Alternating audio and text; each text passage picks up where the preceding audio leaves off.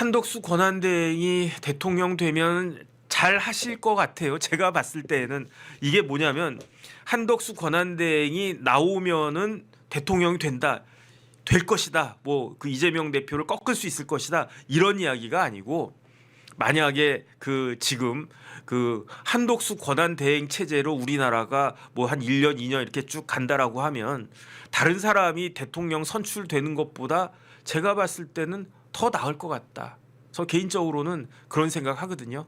그래서 뭐 4월 18일까지 헌법재판소에서 그 탄핵 선고가 안 나오면 굉장히 막 이렇게 막 꼬여가지고 뭐 선고가 안 될 것이다 뭐 이런 이야기도 나오기도 했었는데 제 개인적인 생각으로는 아니 뭐 그러면 더 좋겠네라는 생각을 했었거든요. 아니 그러면은 뭐 대통령은 계속 탄핵 소추된 상태에서 저기 뭐 그 한남동에 관저에 있고 그 다음에 야당은 야당대로 뭐 계속 그러고 있고 헌법재판관들은 그냥 이러지도 못하고 저러지도 못하고 뭐 6인 체제에서 뭐 그러고 있을 거고 그러면은 한덕수 권한대행이 국정을 갖다가 쭉 이끌어 갈 텐데 지금 같은 상황에서 한덕수보다도 더 우리나라를 잘 이끌어 갈 만한 사람이 있을까? 저는 그런 생각이 드는 겁니다. 그래서 그 다음 페이지 좀 띄워봐 주세요. 그걸 제가 말씀을 못 드렸는데 그 막 이야기하다 보니까 새 가지고 그 제가 원래는 그 페이스북 한덕수 페이스북 좀 잠깐만 띄워봐 주세요. 한덕수 권한대행이 존경하는 국민 여러분 뭐 해가지고 헌법재판관 임명은 가장 고민한 현안이었다. 그 다음 페이지.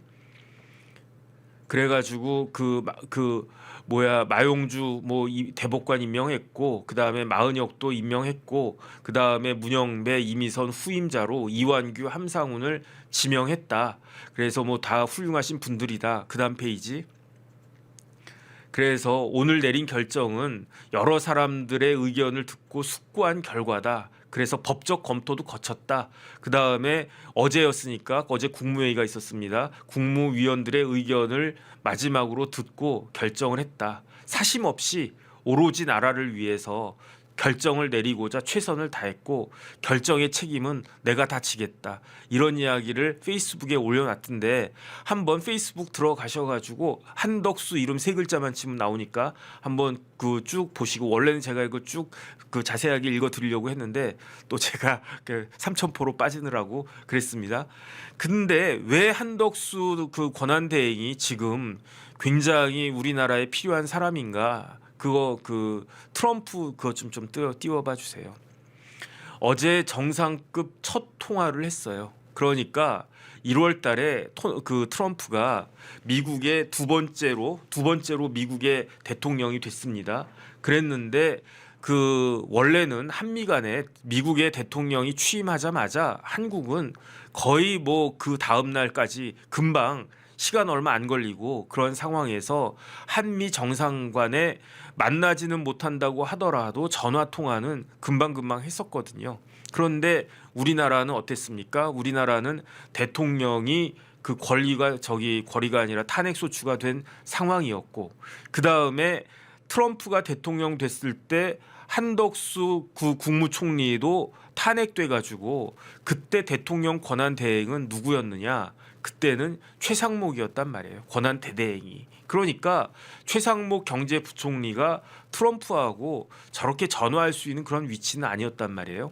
그리고 난 다음에 어떤 일이 있었습니까? 그리고 난 다음에 한덕수 그 권한 대행이 탄핵이 기각이 돼가지고 다시 대통령 권한 대행으로 왔단 말이에요. 그럼 권한 대행으로 오자마자 사실은 트럼프하고 전화 통화를 하는 게 좋았을 수도 있어요. 그래가지고 왜냐하면 그 정도는 이제 격이 맞으니까. 그런데 한덕수 권한 대행은 트럼프하고 통화하지 않았습니다. 왜 안 했습니까? 제가 조금 전에 말씀드린 것과 같이 대통령이 뒤에 있는 권한 대행과 대통령이 아예 권위가 되어 있는 상태의 대통령 권한 대행은요 수준 차이가 너무너무 나는 거라고요. 뭐 예컨대 사법시험 제가 합격했는데 저처럼 문 닫고 사법시험 합격한 사람하고 정계선 같이 수석한 사람하고 실력이 똑같겠냐고요.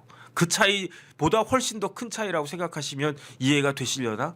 그런데 어쨌든 한덕수 권한대행의 위치는 지금 완전히 바뀐 거예요. 4월 4일 이후로 한덕수 권한대행의 위치는 실질적인 대한민국 대통령과 거의 뭐 유사한 그 정도까지 이렇게 확 올라갔던 거고 4월 4일까지는 그게 안 됐던 거고 그러니까 그 어제 화요일 날 밤에 한덕수 권한대행하고 트럼프 대통령하고 그 통화를 했는데 30분 가까이 통화를 갖다가 했다는 거고요. 그 다음에 트럼프 대통령이 뭐라고 이야기했느냐? 아, 상황이 좋다. 그 다음에 원스톱 쇼핑은 뭐 아름답고 효율적이다. 한 방에 한미 간의 현안들을 한 방에 해결해 보자. 뭐 그런 이야기를 갖다가 하고 그 다음에 트럼프 자체가 글을 올렸어요. 이례적으로 뭐 이례적인가? 어쨌든 그 다음 페이지 좀 띄워봐 주세요. 그래가지고 약간만 좀 이렇게 보여지게 그 조그만 축소를 갖다가 해주면 I just had a great call. 그러니까 아주 그냥 좋은 통화를 굉장한 통화를 with the acting president 권한대행이란 뜻입니다. of South Korea. We talked about their tremendous and unsustainable surplus tariffs, 뭐 shipbuilding, large scale purchase of U.S. LNG, 뭐 joint venture, 뭐 알래스카 파이프라인, and payment for the big time 그 military project. 뭐 그 이게 뭐냐면 밀리터리 프로텍티어 위 프로바이드 투 사우스 코리아 이게 방위비 분담금 같은 그러한 이야기인 거죠. 어쨌든 한덕수 권한 대행하고 같이 28분이면 상당히 오래 한 거 아니겠습니까? 그 다음에 저 28분 통화는요. 만약에 윤석열 대통령과 한덕수 트럼프 대통령 사이에 28분하고는 다를 거예요. 왜 다른 것이냐? 제 이야기가 틀릴 수도 있습니다. 하지만 어떤 게 다르냐? 똑같은 28분이라고 하더라도 윤석열 대통령이나 뭐 문재인 대통령이나 누구라고 하더라도 트럼프 대통령하고 통화할 때 통역이 끼었을 거 아니에요. 통역이 끼었으면 28분은요. 한 10분 정도 통화했다는 이야기예요. 10분에서 한 15분. 왜냐하면 그 통역이 들어가기 때문에 시간이 2배 이상이 걸리기 때문에. 아니 제가 미군기지 이전 사업단 법무실장 할 때 저도 뭐 회의 막 했는데 제가 뭐 한덕수 그 권한대행만큼 한덕수 총리만큼 영어가 플루언트하냐? 그렇지 않습니다. 그럼 어떻게 하느냐? 아니 알아듣는 건 조금 들어요. 근데 제가 과묵해져 말을 못해. 그럼 어떻게 합니까? 그래가지고 저희 사업단에 영어를 무지하게 잘하는 젊은 공군 통역 장교가 있어가지고 그 통역 장교가 다 통역해 준다고요. 그 다음에 통역이 반드시 필요한 게 제가 잘못 알아들을 수도 있잖아요. 그러니까 전 대충 이렇게 알아들었는데 통역 장교가 통역해주고 그러면 또 제가 이렇게 막 그 한 우리말로 이렇게 막 이렇게 썰을 갖다가 풀면 그러면 통역 장교가 또 영어로 통역을 하는데 제가 무슨 말했는지 아니까 그 친구가 어떻게 통역하는지는 훨씬 더 잘 들리거든요. 그럼 제가 무릎을 탁 친다고. 야, 저 친구 진짜 대단하다. 내가 뭐 이거는 뭐 빵은 맛있다. 뭐 이런 정도 표현한 걸 가지고 뭐 그 영어를 갖다가 뭐 아주 그냥 기가 막히게 통역을 갖다가 하더라고요. 그러니까 그러다 보니까 저도 경험을 했는데 통역이 중간에 끼면 시간이 2배 이상이 걸린단 말이에요. 그런데 전 저 28분 동안 한덕수 권한대행은 제가 말씀드렸잖아요. 대한민국에서 영어 제일 잘하는 공무원이 한덕수였다고. 그러니까 주미 대사도 한 거 아니겠습니까? 뭐 외시 출신도 아닌데 영어하면 한덕수지. 그 다음에 제가 이야기 쭉 들어보니까 한덕수 뭐 그 당시 뭐 국무총리 한덕수 장관 이런 뭐 시절에 한덕수는 항상 뭐 이런 수첩 같은 거 들고 다니면서 이게 뭐예요? 그럼 영어 단어장이야? 아니 뭐 지금도 영어 공부하십니까? 영어가 계속 바뀌는데 계속 그 단어가 새로 생기는데 내가 그 공부해야지. 그랬던 분이거든요. 그러니까 제가 봤을 때 한덕수와 트럼프 사이의 28분 대화는 통역이 없이 진짜 알짜로 그냥 통으로 그야말로 그게 아니었을까? 저는 그런 생각이 든단 말이죠. 그러니까 한덕수 권한대행 같은 사람이 지금은요 세계가 어마어마한 그 혼란의 시기 아니겠습니까? 아니 지금 중국에다가 세금을 관세를 100% 매긴대잖아요. 100%. 이거는 저는 어떤 생각이 드느냐. 트럼프가 아무 생각 없이 저렇게 할까요? 그렇지 않다고 생각을 하거든요. 트럼프가 왜 저렇게 그걸 갖다가 하려고 하느냐. 그 관세를 갖다가 왜 저렇게까지 마구마구 막 이렇게 하려고 하느냐. 저는 다 트럼프한테 생각이 있기 때문이 아닌가. 저는 그런 생각을 갖다가 하는데 그게 여러 가지 이유가 있겠죠. 첫 번째는 미국이 지금 재정 적자가 심하니까 관세 많이 거두면은 뭐 그런 부분들이 그 있지 않겠습니까? 그 다음에 중국하고 지금 거의 치킨 게임 한다라고 전 생각을 하는데 치킨 게임 하면 누가 이깁니까? 센 놈이 이긴 거지.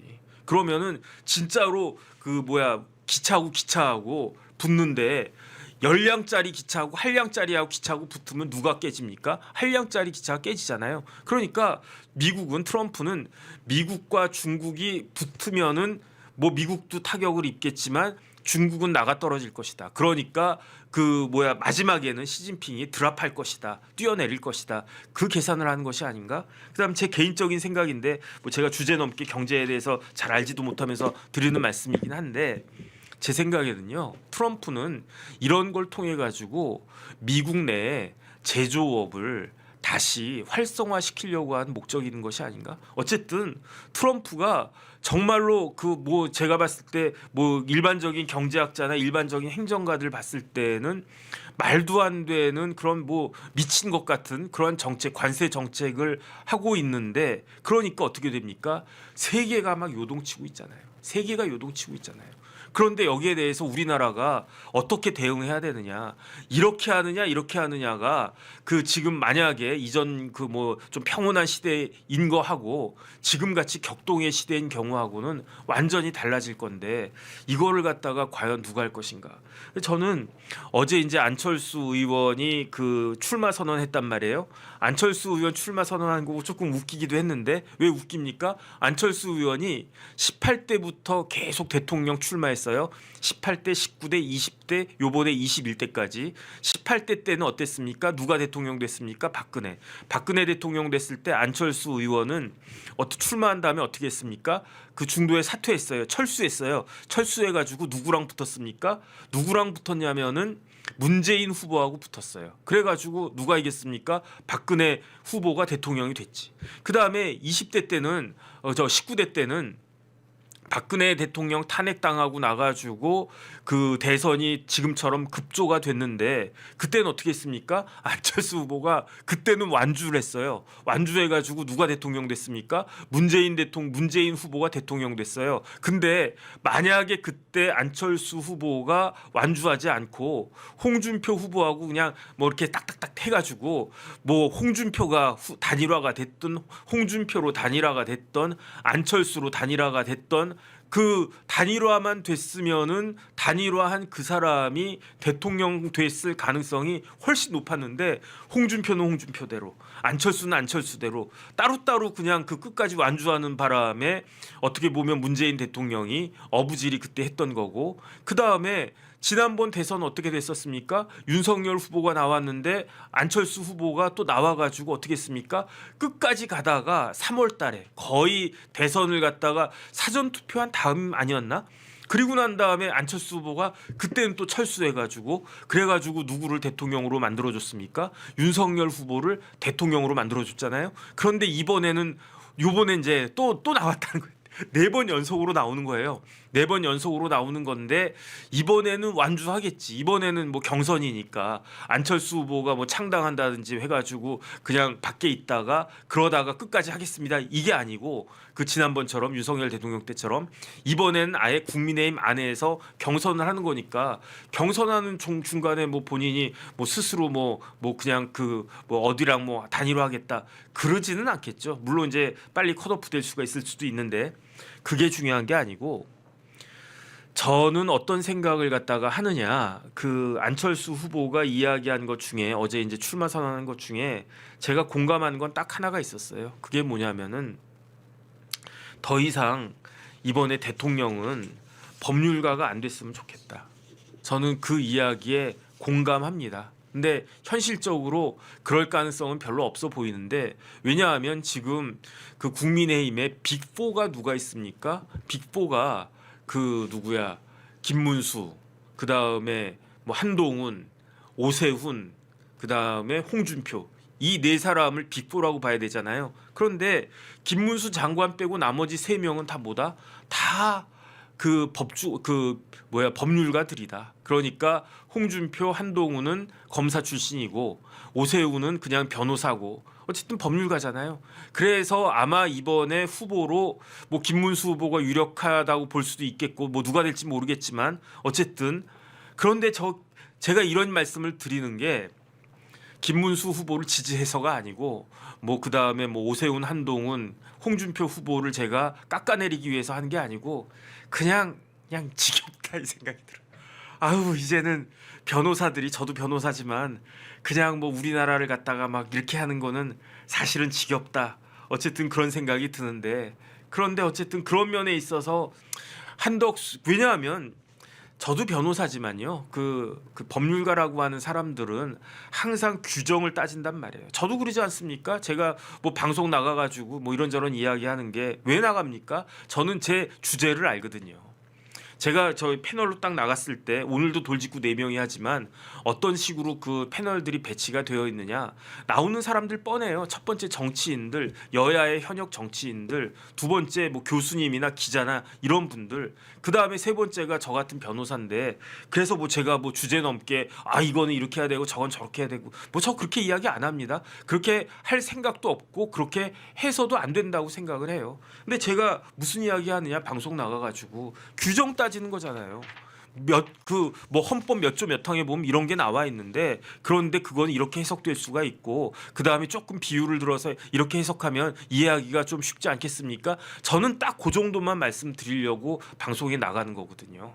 그런데 지금 우리나라 정치가 기형적이 돼가지고 법이 이렇게 이야기가 되는 게 맞겠습니까? 저 같은 사람은 이제 방송에 일주일에 뭐 한 몇 번이나 나가면 그러면 되는 거고 더 그냥 그 정치라고 하는 거는 그야말로 미래를 갖다가 내다보고 그 예측하고 그다음에 10년 뒤에 우리나라 어떻게 될 것이냐 뭐 AI는 어떻게 될 것이냐 뭐는 어떻게 될 것이냐 그런 걸 갖다가 딱딱 따지고 그런 걸 이야기해 줄 수 있는 사람들이 뭐 돌직구든 어디든 나가가지고 국민들 그냥 뭐 머리를 갖다가 시원하게 만들어 줘야지 저같이 맨날 뭐 몇 조 몇 항 뭐 헌법 84조에 뭐 기소가 뭐 소추인데 이거는 기소냐 뭐 아니면 이건 재판이냐 언제까지 대한민국 그런 이야기 해야 됩니까? 그런 이야기를 하게끔 만든 사람이 제가 봤을 때는요 윤석열하고 이재명이에요. 그 두 사람이 어쨌든 여당과 야당의 최고 책임자로서 대한민국의 지금 같은 현실을 갖다가 뭐라 그럴까 일정 정도 책임져야 되는 것이 아닌가? 어쨌든 저는 그런 생각을 갖다가 하는데 그런데 어쨌든 안철수 뭐 후보라고 해야 되나 안철수 의원이나 이분은 그 법률가들 다 빼면 자기가 대통령 제일 유력하지. 그럼 남는 사람 누가 있습니까? 김문수하고 그 다음에 누구야? 뭐 안철수하고 또 뭐 누가 있나? 그 다음에 이제 야당에서는 어쨌든 그 이재명도 그만둬야 되고 뭐 김동연 정도 돼야 되나? 김경수 정도 돼야 되나? 뭐 어쨌든 저는 개인적으로 찬성하는데 뭐 현실적인 이야기는 아닌 거죠. 어쨌든 그 이야기를 그 논의를 갖다 조금 더 연장해 보면 한덕수 권한대행 같은 사람이 어떻게 보면 지금 대한민국의 상황에 있어서는 더 적합한 사람 아닌가? 저는 개인적으로 그 생각을 합니다. 그렇다고 해가지고 제가 한덕수 권한대행을 뭐 지지하지도 않고요. 지지하지 않지도 않아요. 저는 다시 한번 말씀드리지만 민주당이 집권해서 어마어마한 괴물 정당, 괴물 여당이 그 등장하는 것만 막을 수 있다라고 하면 그걸 막을 수 있는 사람이라고 하면 누구라도 지지해야 되는 것이 아닌가 저는 개인적으로 그런 생각을 갖다가 하는데 어쨌든 그렇다고 치고 그렇다라고 쳤을 때 지금 대한민국에 제일 필요한 지도자는 어떤 사람이냐 첫 번째는 경제를 잘 아는 사람이어야 하잖아요. 경제를. 그러니까 근데 한덕수 권한대행은 제가 지난번에도 말씀드렸지만 서울대 경제학과 수석 졸업하고요.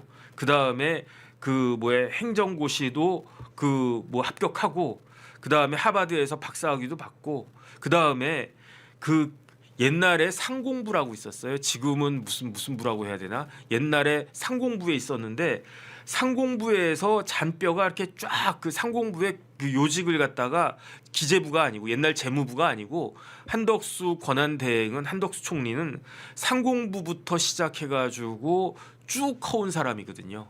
그래서 보면은 상공부에서 쭉 커가지고 그 특허청장도 하고 그 다음에 옛날에는 상공부가 통상산업부로 바뀌었는데 통상산업부 차관도 하고 그 다음에 통상교섭본부장 아까 트럼프하고 그 대화한 사진 잠깐만 띄워봐 주세요. 통상교섭본부장도 하고 다시 한번 보면요 트럼프가 뭐라고 이야기했느냐 그들의 최고팀 이렇게 되면서 정인교 뭐가 있습니까? 통상교섭본부장. 저 자리를 1998년에 지금으로부터 27년 전에 한덕수가 했던 거예요. 한덕수가 98년에 통상교섭본부장을 했던 거예요. 그러니까 지금 트럼프가 무슨 이야기 하는지, 그다음에 정인교 본부장이 어떻게 해야 되는지, 한덕수는 28년 전 선배였단 말이죠. 그다음에 그 차관도 하고, 그다음에 OECD 대사도 하고, 그다음에 그 대통령 경제수석도 하고, 그다음에 국무조정실장하고 경제부총리 거쳐가지고, 경제부총리를 기재부 출신이 아니고 상공부 출신이 했다고 하는 것도 사실은 제가 봤을 때는 상당히 의미가 있는 거네. 그리고 난 다음에 2007년도에 노무현 정권 때 마지막 국무총리하고 2009년도에 MB 정권 됐을 때 노무현의 마지막 국무총리였음에도 불구하고 이명박 대통령이 주미 한국대사로 임명을 갖다가 하고, 한덕수 권한대행은요, 제가 정권별로 그 정리를 갖다가 해봤더니 YS 때는 특허청장 했고요, DJ 때는 경제수석 했고요, 노무현 대통령 때는 국무조정실장 장관급, 부총리, 그 다음에 국무총리까지 다 했고, 그 다음에 MB 때는 주미 대사를 갖다가 한 그런 사람이에요. 내 정권에서 연속으로 아주 중요한 직책을 갖다가 다 맡았던 사람이 한덕수다. 그리고 난 다음에 그 다음 정권, 뭐 박근혜 정권, 그 다음에 문재인 정권 때는 뭐 그냥 야인으로 그냥 계시다가, 그러다가 윤석열 정권의 초대 총리가 돼가지고 초대이자 마지막 총리, 유일한 총리, 윤석열 정권의 유일한 총리가 됐다. 그러니까 이런 부분들을 갖다가 잘 아니까 한덕수 대망론이라고 하는 게 조금씩 나오는 것이 아닌가? 저는 어쨌든 그런 생각이 있는데, 그럼에도 불구하고 그 한덕수 권한대행은 단점도 있어요. 첫 번째는 나이가 많아요. 나이가 1949년생입니다. 그러니까 김문수 장관보다도 나이가 더 많아요. 근데 물론 그 건강하시다고 제가 들었어요. 근데 어쨌든 그 객관적인 나이는 그 많은 거고, 그 다음에 그렇게 그 관료 생활은 무지무지하게 오랫동안 뭐 여러 군데서 했지만 정치 뭐 국회의원 같은 거 한 번도 안 해봤단 말이에요. 이것도 제가 봤을 때 상당한 약점이 될 것이다. 왜냐하면 저는 윤석열 대통령이 국회의원을 한 번이라도 하고 대통령이 됐었으면은 지금과는 완전히 다르지 않았을까, 그런 생각을 하는데, 어쨌든 그러한 그 정치 경험은 없으니까, 물론 이제 한덕수 권한대행은 뭐 다방면에 그러한 경험을 하신 분이니까 뭐 그게 큰 뭐 이렇게 마이너스가 될 것 같지는 않은데, 그래도 정치 경험이 없다. 제일 중요한 건 뭐냐면요, 권력 의지가 과연 있나, 그런 생각은 듭니다. 그래서 한덕수 권한대행이 권력 그 처음에 막 이렇게 떴다가 한 방에 날아갔던 사람들이 있었어요. 그 대표적인 사람이 누굽니까? 반기문 유엔 사무총장. 그때 언제였지? 그때가 박근혜 대통령 탄핵됐을 때인가? 잘 기억도 안 나는데 하도 오래돼가지고, 반기문 총장 뭐 대망론 막 이런 거 막 있었단 말이에요. 저도 그때 야, 반기문 같은 사람이면 야, 대한민국에서 유엔 사무총장이 누가 나와, 앞으로도 안 나올 건데 이런 분이 대통령하면 잘하시겠지라고 했었는데, 맷집이 안 됐잖아요. 맷집이 그냥 몇 번 이렇게 얻어맞으니까 그냥 깨갱하면서 반기문 뭐 그냥 그냥 그 쭉 들어가지 않았습니까? 그러니까 그 한덕수 권한대행은 뭐 지금처럼 뭐 장관, 부총리, 그 다음에 뭐 총리 이런 거 하는 거 하고, 실질적으로 내가 권력을 좌지우지하는, 그것도 뭐 국회의원도 아니고 대권을 내가 한번 생각해 보겠다, 그만한 그 권력 의지가 있는지는 사실은 잘 모르겠는데, 근데 어쨌든 개인적으로 봤을 때에는 시대적으로는 대한민국 2025년에 해당하는 그러한 그 시대적인 상황에 있어서는 한덕수 총리 같은 분이, 개인적인 생각은 제 그 개인적인 생각인데, 필요한 상황이 아닌가, 전 개인적으로 그렇게 생각하는데,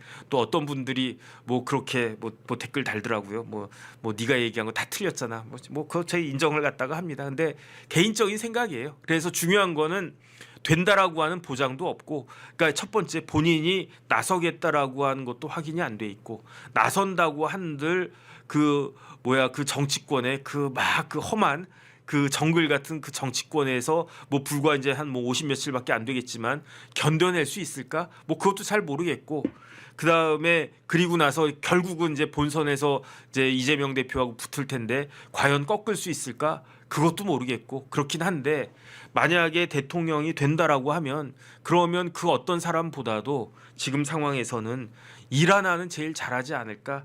저는 개인적으로 그냥 뭐 그런 생각은 드는데 한번 지켜봐야 되는 것이 아닌가 그런 생각이 듭니다. 그래서 뭐 이것도 뭐 진짜 하루 그 한 치 앞도 내다보기 어려운 그러한 뭐 오리무중이 아닌가 저는 개인적으로 그런 생각이 들고요. 그 다음에 오죽하면은 제가 저부터도 오죽하면 이런 생각까지 들까 그런 생각이 들 정도로 지금 대한민국의 상황이 그렇게 녹록치가 않다. 어쨌든 그런 생각이 들고 그 다음에 중요한 거는 계속 말씀드리지만 문제는 발생되어 있는 거고 그 문제를 그 해결하는 게 중요하다. 이게 네 탓이다 내 탓이다 이게 누구 잘못이다 뭐 네 잘못이네 내 잘못이네 이거는 문제가 어느 정도 해결된 다음에 한숨 돌리고 난 다음에 그 뭐야 신상 필벌을 한다든지 논공 행상을 한다든지 해야 되는 것이 아닌가 어쨌든 그런 생각이 듭니다. 그래서 그 한덕수 그 권한대행이 마은혁 임명하고 그 다음에 이완규, 함상훈을 지명한 것이 어떤 의미가 있는 것인지 그거를 위주로 해가지고 뭐 제 개인적인 뇌피셜이니까 그냥 한 귀로 듣고 한 귀로 흘려 버리시면 좋을 것 같습니다. 그래서 오늘은 이 정도로 말씀을 드리고 다시 한번 말씀드리지만 노파심에 제가 어떤 사람을 특별하게 지지하고 어떤 사람을 특별하게 반대하고 이런 거는 전혀 없습니다. 그것만은 좀 뭐 알아봐 주시고 그렇기 때문에 제가 말이 왔다 갔다 해도 그러려니 생각해 주시는 게 그러면 감사할 것 같습니다.